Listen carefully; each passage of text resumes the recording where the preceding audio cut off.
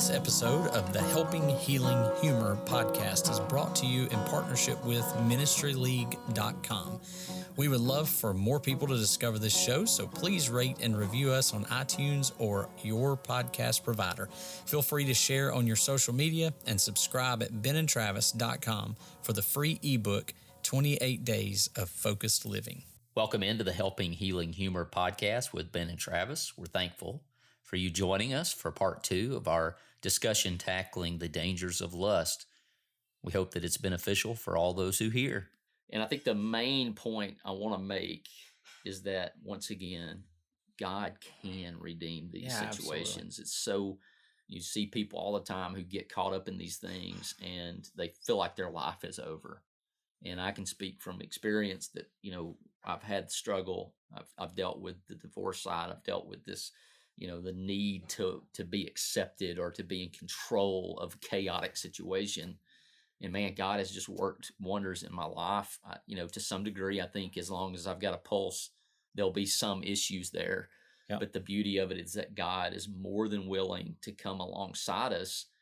And I think that even if it's an awkward conversation to be had, I don't think we looked forward to this podcast per se, not as much as we do others, but God is, as we've said, He's big enough for your anger. He's big enough for all of your emotions and the things you feel. He's not shocked that you have issues with these things, but I think that Satan loves to play in the awkwardness of it and the fear of it and the guilt of it. And we have a Savior who knew beforehand.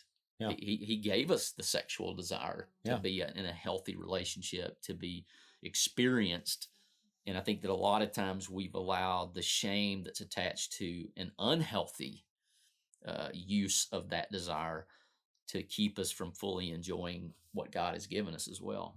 Yeah, so I think there's two things there. One, that we were talking about before is some of these things that we do whether as a result of difficult stuff that's happened or just because we made a dumb decision. We've all made those, and we've talked about before.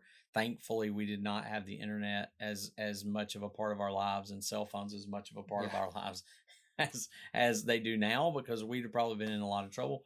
But how many times are we seeing things that are surfacing from 10, 20 years ago that people have said or people have done? So the one side of it is there's consequences to the things that we do that we may have to live with for a long time. Yeah. But on the other side of that, there's forgiveness for those things, and the world may bring them up and they may keep surfacing, but God's forgiven us. And as a church, I think that's one of the things we've gotten better at. Some people may not think so, but I see a big difference from today when I've seen whether it's just members or ministers or elders or different people who are struggling with different things. The church seems to be way more forgiving than it used to be on a lot of those levels, because I remember growing up, people being very they were ostracized in those moments. Oh yeah, more so than I'm seeing today. A lot of times I see churches try to rally around and help and encourage and strengthen people. We're not perfect, but I don't know that any group of people are. But there's consequences, but there's also forgiveness, and there's also a place that God will forgive you. The church, the ones we're supposed to forgive, and we understand that. I can't say that everybody will, but you do have that place where you can come even when it's a struggle. And Satan hates. That's one of the reasons I want to do this. Satan hates when we shine a light on those things, because it decreases his power over the situation when the light shines on it. And so let's talk about that, bringing it kind of back around. And I know I mentioned this at the beginning, some of the things that were helpful to you when you were going through the divorce, your parents going through the divorce, and then some of this stuff you struggle with. What did get you to where you are today? Like, what helped you along that journey? Well, I think communicating about it. One of the things when I did get dating pretty serious with Whitney, that was one of the first things we had a conversation about, that, hey, I've had a struggle with this. The second thing, once again, is communicating with the church. Even today, even up till just a few weeks ago, I'll get up and I'll preach and I'll mention, hey, we've all got things we've struggled with. I've struggled with lust. I've dealt with that. I may always deal with it, but the church, you guys have been such a blessing to me. Whitney's been a blessing to me. So I think first thing is to find somebody that you can have accountability with. Yeah. To that first time, because it's just like sin. It's kind of that lever that might be rusty, and you push it down, and all of a sudden it gets loose, and you do it a bunch. It's the same way the other way. Like, hey, I can talk about this. There are people I can go to, and I think that was number one. That once you realized, hey, I'm not alone in this, and not only it's kind of like Psalm 51, I believe it's David writes, you're going to forgive me of my sin, and I'm going to teach other people. Yeah. That's what you can almost feel that excitement build in the verse, like, man, this is awful and this is terrible, but I know that you're going to forgive me. You're going to give me a clean heart, and then I'm going to turn and teach others and help others through it. And so that was be number one is finding someone that you can communicate about it with. And everything you've been through qualifies you to help other people through it. So when you've gone and you've done that, you've gone through so much in your personal life that I've seen you, and part of the podcast is born out of a lot of that, those physical and emotional and spiritual struggles that we go through. Then 2 Corinthians chapter 1 verse 3, we comfort one another with the comfort with which we ourselves have been comforted from God. So we take that and we try to help others with it. And so I think that's what both you and I have tried to do through the years is learn from the things we've been through. And also be that person that when people are willing to share, whatever it is, whether it's this or some other deal, to not be stunned. I don't know if that's the right word. I mean, shock is involved, we're to get disappointed, but to also be the person who comforts them and go. I tend to go to people when they've come forward and I'm like, thank you for encouraging all of us, because it's not shocking that you've got struggle. It's shocking that you're willing to share it. And that's something to be celebrated, that you're willing to admit that I've fallen short in whatever situation and whatever it is, because then you can move on. We can start that process. And as Ben said, you may deal with the consequences the rest of your life, but you're at least willing. And I imagine as a counselor, that goes a long way. Yeah. People come in willing to change. They're wanting to change. And what I was going to say is there's some things, one, the three-legged stool that we talked about, the one thing that you can change is the anonymity part.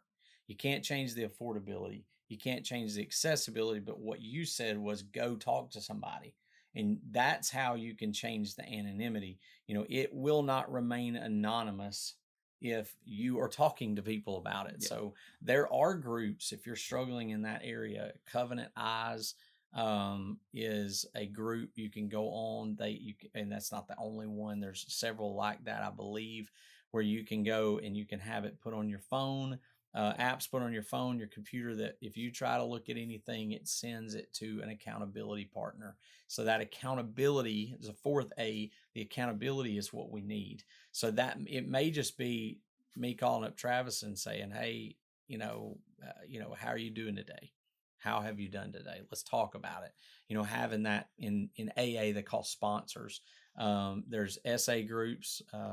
There's groups, I'm trying to remember the name of Celebrate Recovery is a group that meets, that deals with this topic specifically. So if you really need that group, if you don't have people at church or, people in your family that can help you, there's those things.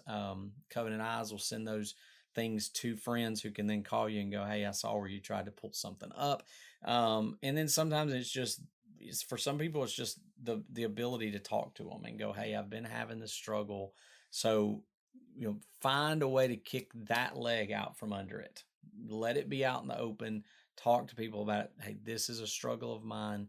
Will you help keep me pure and help me? Probably not a great idea, by the way, if you're married. I don't think the accountability partner necessarily needs to be your spouse. So that ends up being more of a, mother or babysitter type figure. So that and it's, it comes with a lot more shame and guilt and whatever else. You need somebody who a friend of yours, same sex, would be best.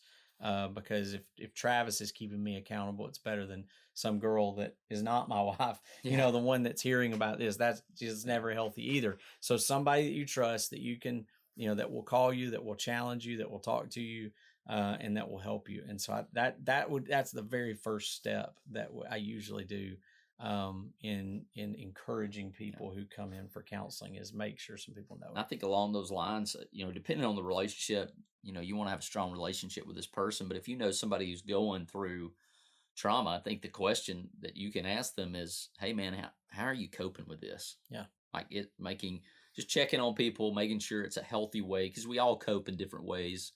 And there are ways that are healthy, there are ways that are unhealthy. And sometimes it may just be straight up.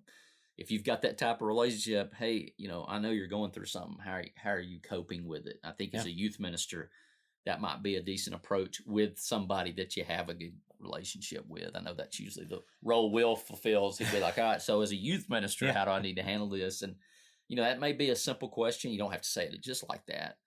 But they're coping somehow. Yeah. Everybody's coping somehow. Sometimes I've said, if you need to put your Christmas tree up right now, feel free to do that if that's what you need to do to cope.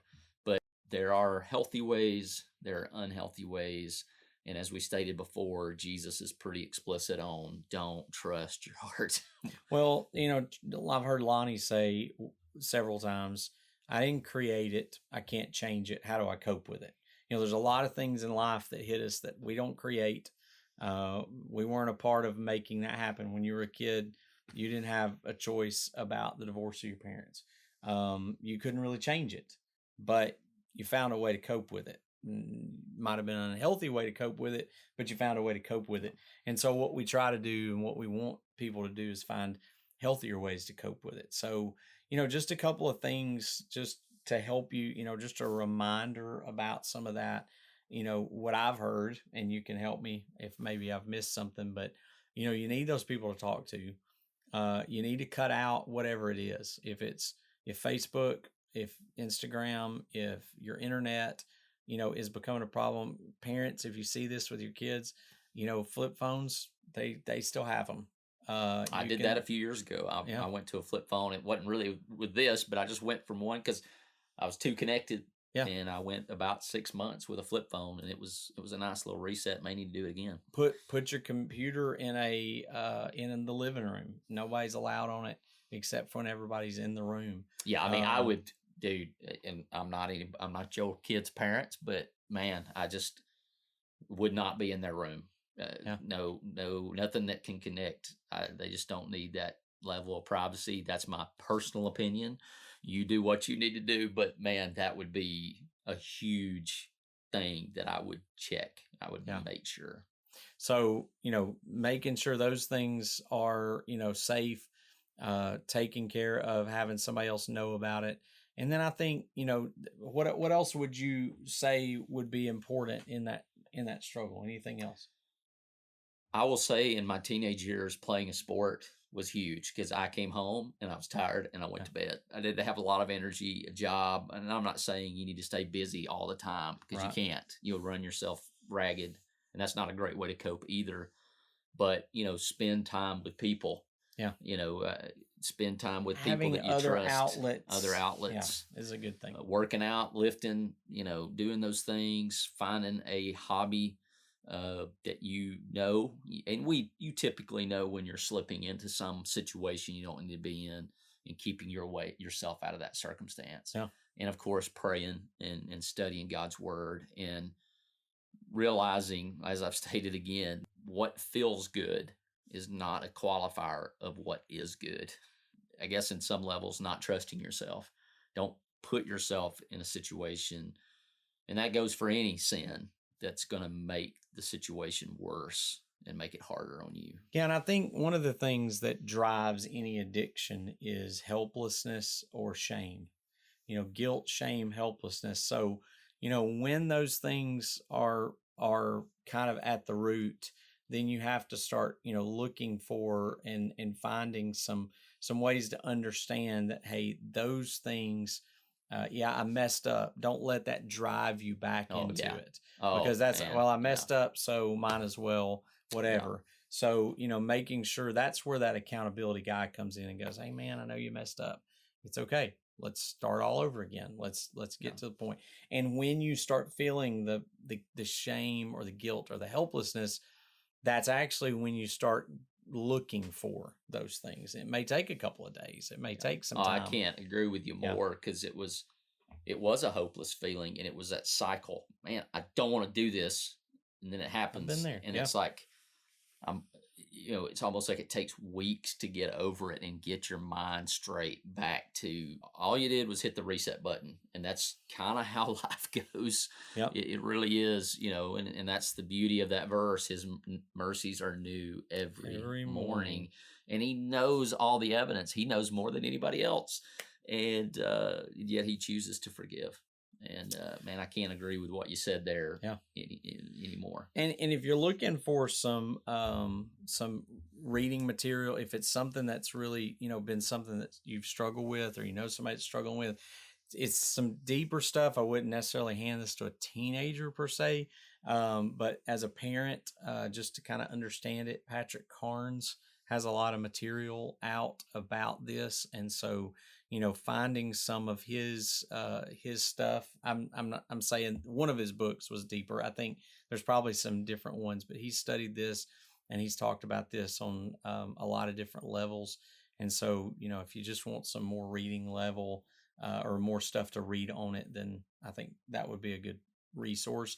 Covenant Eyes has a lot of good resources on the chemical stuff that happens in your body and the reason that stuff is so addictive, why pornography is so addictive. They've got a lot of good articles and a lot of things on it, so you can go there and get that free material too. So just help yourself be knowledgeable as to the whys, as to what's happening. That's going to also help you to stay out of the shadows where we've been talking about. All right, as per tradition, Benjamin, throwing this one at you pretty good. A little fun question to wrap up our episode. Basketball season has kicked up. Pretty excited about the Tide. They're 2-0. That probably won't last because they've got a murderous out-of-conference schedule. But I'm thinking, if we're going to put together a 5-man starting for basketball, okay, out of the Old Testament, who we going with? I think Goliath's got to be your center, right? Goliath's my center. I mean, there's no doubt that Goliath's going to take that role. Oh, man. I'm trying to remember. One. Yeah, I would go with that. What's the guy? Is it a Hazel? Is that his name, that's so fast that runs through the spear? You know what I'm talking about? Oh, wow. Man, Ben going deep there. I'm just thinking about he's got some speed. Yeah. I like the speed. I was going to go with John because John beat Peter, but then you said Old Testament. Yeah, Old Testament. Man. We have to do, so that's 2. So I'm going to say 2. Well, I'm going to look that one up while you talk. But I think that, because you just caught me off guard with that question. Yeah, I know. So. I think I'm going to have to go with David because he's just a winner, man. He's just a winner. He may be that guy, kind of like Tebow. He's not a real practice guy, but he's there. When the lights turn on, I just feel like he's going to be a gamer, maybe a point guard. Who knows? Yeah, I point like guard, it. Got aim, got some good, maybe ball handling skills. David. So it is. I had it. It's a Sahel. I think I said a Hazel. It's Asahel. So he is the youngest son of Zariah. He was the nephew of King David, younger brother of Joab, David's general, and Abishai. So he was killed by Abner. He was chasing after Abner, and Abner kept telling him, quit chasing me, quit chasing me, quit chasing me. And he wouldn't quit chasing him. And so he stuck his spear out, the blunt end of his spear, and Hazel ran through it, and it killed him. Nice. So I'm thinking he's got a lot of, he's got some endurance. He's got some speed to go through the blunt end of a spear. Well, you don't want him on your football team because you can get a flag for spearing. That's true.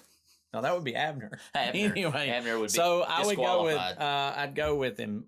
So you can look him up sometime, but I don't know. That one popped in my head. So we got All right. David. Goliath. And there may be some issues there. Teamwork, but teamwork makes the dream Something work. to do with spears. All right, I think you're up. So we need two more. We got David, we got Goliath, and we've got Assael. Oh man, let's see, who else would we go with? What do we need? We need some strength. Why not Benaiah? I mean, Benaiah is he killed a lion in a pit on a snowy day. Nice. So he's got some gumption. He's got some. Okay, we need fight to we him. We got the grinder. We got so the center. That's probably a forward. We probably right need there. us a 3-pointer. We need somebody to hit a 3. Somebody that can hit. So who's got three-pointers. good target practice? I mean, we've already got David, so he probably could hit some 3s. He might be a long range guy. Yeah. But I'm thinking one more long range. Long range. Jonathan threw the spear to signal or the David. arrow. Yeah, he shot the arrows. Arrow. Yeah. You had the sons of. Oh, who was it? See, we're trying to that they could sling a stone and cut a hair.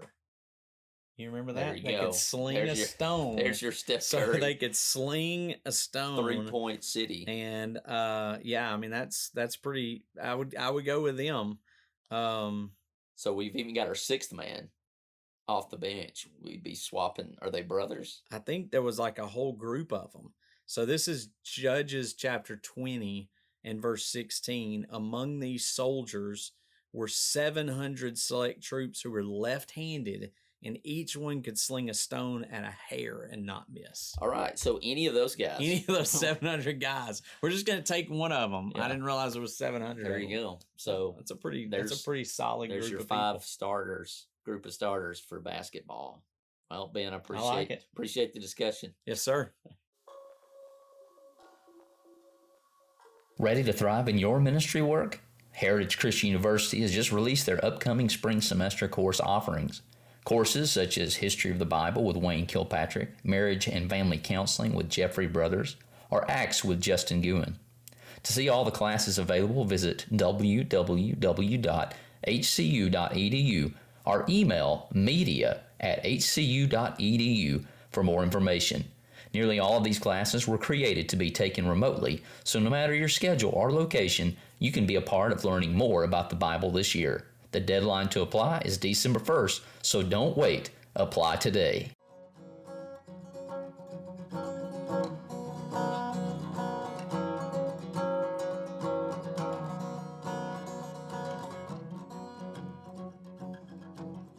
Thanks for being with us for this episode of the Helping Healing Humor podcast.